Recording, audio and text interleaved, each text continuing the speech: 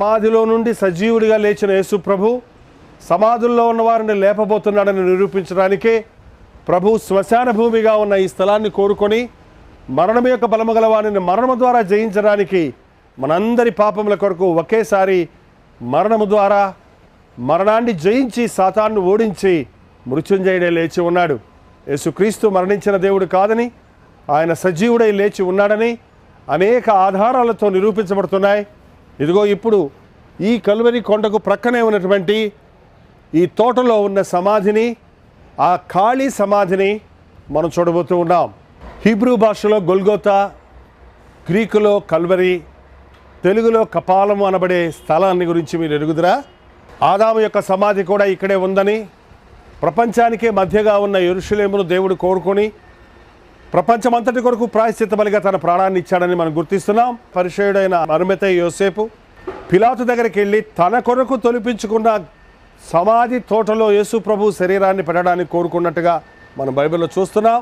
ఇదిగో ఈ కల్వరి కొండ మీద ప్రభు మరణించినప్పుడు ఆయన శరీరాన్ని తీసుకొని ఈ సమాధి తోటలోనికి వచ్చి ఇక్కడ ఆయనను సమాధి చేసినట్టుగా చూస్తున్నాం. అయితే యేసుక్రీస్తు సమాధి ఇప్పుడు ఖాళీగా ఉన్నది. వెళ్ళి చూద్దాం రండి. కల్వరి కొండ ప్రక్కనే ఉన్నటువంటి ఈ తోటను మనం చూస్తున్నాం. ఇది ఒకప్పుడు అరిమతయ్య యోసేపు తోట అని పిలువబడుతున్నది. ఈనానికి దీనిని చక్కగా ఈ తోటను మెయింటైన్ చేయటం చూస్తూ ఉన్నాం.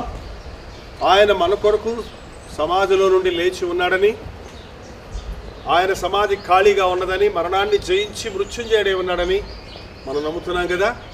యేసు ప్రభు సజీవుడు అని విశ్వసించే మనం వరకు మూఢనమ్మకంగా కాకుండా ఆయన సమాధిగా ఎంచబడుతున్న సమాధిని కూడా ఇప్పుడు మనం చూడబోతున్నాం. ఆయన సజీవుడు. ఈ గార్డెన్ తోటలో ఇప్పుడు ఎంతో ప్రశాంతతను చూస్తూ ఉన్నాం. చల్లటి వాతావరణాన్ని యెరూషలేము పట్టణంలో చూస్తున్నాం. ఇది యెరూషలేము పట్టణము. మేమున్నది అరిమతయి యోసేపు తోట అని పిలువబడిన ఖాళీ సమాధి ఉన్న తోట. మరి ఇప్పుడు యేసు ప్రభు ఆ సమాధిలో లేడన్న సంగతిని ఇదిగో ఖాళీగా ఉన్న ఈ సమాధిని చూసి మరింతగా రూఢిపరుచుకుందామా? ఆయన యందు విశ్వాసం ఉంచుదామా? ఇది అరిమతయి యోసేపు యొక్క సమాధి. చాలా ధనవంతుడైన అరిమతయి యోసేపు యొక్క సమాధి అని చెప్పబడుతుంది. కారణం ఇక్కడ ఒక వైన్ ప్రెస్ ఉన్నది. ఆ రోజుల్లో ద్రాక్షరసాన్ని ఇలాగ రాతిలో ఈ గోతిలో వేసి తొక్కి దాంట్లో నుంచి రసాన్ని సిద్ధపరిచేవారు. ఓన్లీ ధనవంతులు మాత్రమే అట్లాంటి అవకాశాలు కలిగి ఉన్నాయి. ఈ తోటలో పడిన ద్రాక్షలను ఇక్కడే, ద్రాక్షరసాన్ని ఇక్కడే తయారు చేసేవారని, వైన్ ప్రెస్ ఉపయోగించేవారని 2000 సంవత్సరాల క్రితమే ఈ యొక్క వైన్ ప్రెస్ ఇక్కడ ఉందన్న సంగతి చారిత్రాత్మక సత్యంగా ఉంది. కాబట్టి ధనవంతుడైన అరిమతయి యోసేపు ఈ వైన్ ప్రెస్ను, అలాగే ఇక్కడ మ్యాన్ మేడ్ వాటర్ సప్లై, మనుషుడు తవ్వినటువంటి నీటి పారుదల కూడా ఉంది. ఈ తోటంతటికి నీరును అందించడానికి ఇక్కడే నీరు సిద్ధపరచబడింది. ఆ రోజుల్లో ఈ కొండ ప్రాంతాల్లో అలాంటి తవ్వటం చాలా కష్టతరమైంది. కానీ ఇక్కడ ఒక నూతిని కూడా ఉండటం, నుయ్యను కూడా ఉండడం చూస్తున్నాం. ఈ వైన్ ప్రెస్ కూడా ఉండడం చూస్తున్నాం. తోట అరిమతయి యోసేపు తోట అనటానికి మరిన్ని రూఢి అయిన అంశాలు ఉన్నాయి. ఇక్కడ ఇదిగో ఈ ప్రాంతంలో ఒక లోతైనటువంటి నుయ్యి ఉన్నది. దాన్ని చూడలేం, కానీ ఇక్కడ ఒక పిక్చర్ ఉన్నది. ఇంచుమించు 15 మీటర్ల లోతు ఉన్న ఒక నుయ్యి ఇక్కడ తవ్వబడంతో చూస్తున్నాం. ఎప్పటి నుంచో ఇది ఉంది. ధనవంతులు మాత్రమే ఇలాంటి నూతిని తవ్వగలరు. వర్షపు నీరుని ఇందులో గ్యాదర్ చేసి సంవత్సరం అంతా ఆ నీరు ఈ తోటకి అందించినట్లుగా ఏర్పాటు చేయబడింది. అలాగే ఈ రోజు వరకు జరుగుతూ ఉంది. ఇంత లోతైన 15 అడుగుల లోతున్న ఈ నూతిలో 100 మిలియన్ల లీటర్ల నీరు స్టోర్ చేయొచ్చు. అంత నీటిని ఈ తోట అంతటికి సప్లై చేస్తున్నారు. మరి ఆ దినాలలో అంత లోతైన నుయ్యిని తవ్వగలిగిన వాడు ధనవంతుడేనని, కాబట్టి ఇది ధనవంతుడైన అరిమతయి యోసేపు యొక్క తోటని రూఢిపరుస్తుంది. ఇక్కడ ఒక వైన్ ప్రెస్ ఉంది, అలాగే వాటర్ సప్లై ఉంది. ఈ యొక్క అందమైన తోట అనేక సంవత్సరాల నుంచి ఉంది. పక్కనే సమాధి ఉంది, ఒక ప్రత్యేకమైన ఖాళీ సమాధిగా ఉంది. కాబట్టి ఈ విషయాలన్నీ యేసు ప్రభువును ఉంచిన సమాధి ఇదేనని, ఆయన అరిమతయి యోసేపు తోట ఇదేనని రూఢిపరుస్తూ ఉన్నాయి. ఇంకా మీకు అనుమానంగా ఉందా? యేసునందు విశ్వాసం ఉంచండి. ఆయన మరణించిన దేవుడు కాదు, సజీవుడైన వాడని నమ్మండి. ఈ రోజునే మీ సొంత రక్షకుడిగా ఈ ప్రభువును అంగీకరించండి. ఇది అరిమతయి యోసేపు యొక్క సమాధి అని చెప్పబడుతున్న సమాధి. మన యేసు ప్రభువును ఈ సమాధిలోనే ఉంచున్నారని చెప్తున్నారు. ఇది ఎంతో చక్కగా బండలో కొండ మధ్యలో తొలపబడిన సమాధిగా ఉన్నది. అందమైన గార్డెన్లో ఈ సమాధి తోట ఉండటం మనం చూస్తున్నాము. మన ప్రభువు సజీవుడు అన్న విషయాన్ని ఇక్కడ చూడగలుగుతున్నాం.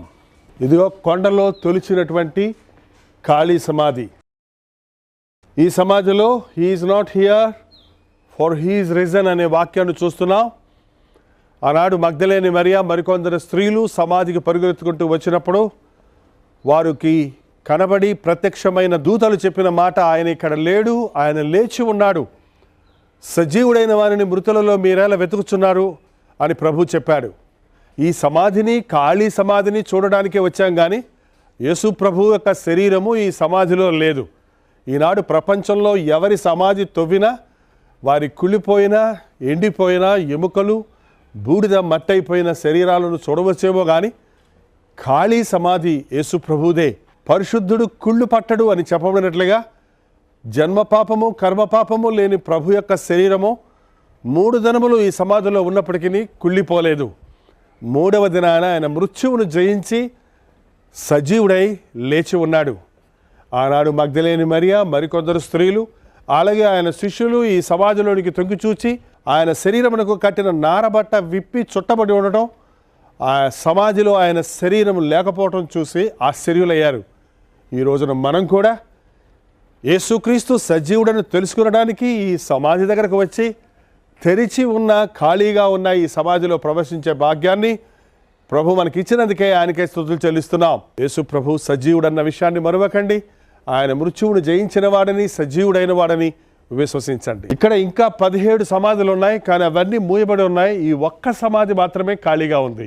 అందరి గురించే ఇది యేసు ప్రభు సమాధిని మనం నమ్ముతున్నాం.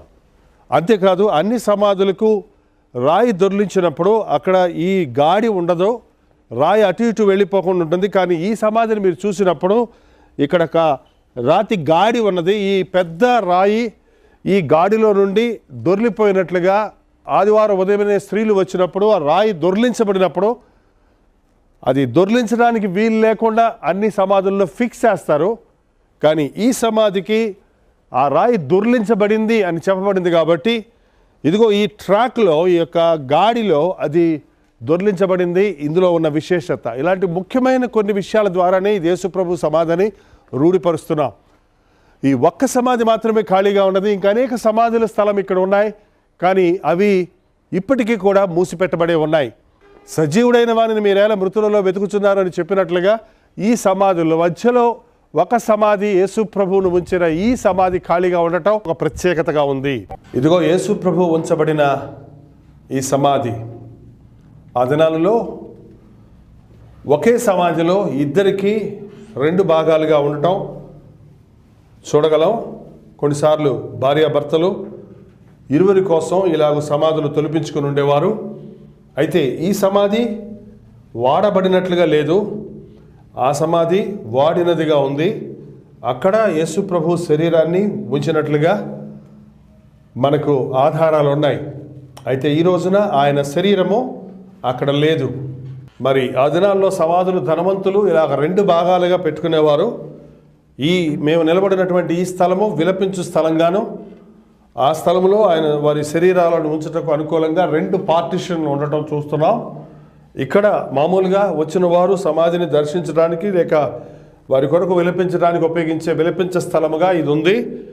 ఈ 2 సమాధుల్లోనూ ఈ పక్క సమాధి వాడబడని సమాధిగా ఉంది, ఆ పక్కన వాడబడిన సమాధిగా అది కొంచెం తొలిచి లోతుగా ఉన్నదిగా కనబడుతుంది. అక్కడే యేసు ప్రభు శరీరాన్ని ఉంచారని ఆ ఆధారాలు ఉన్నాయి.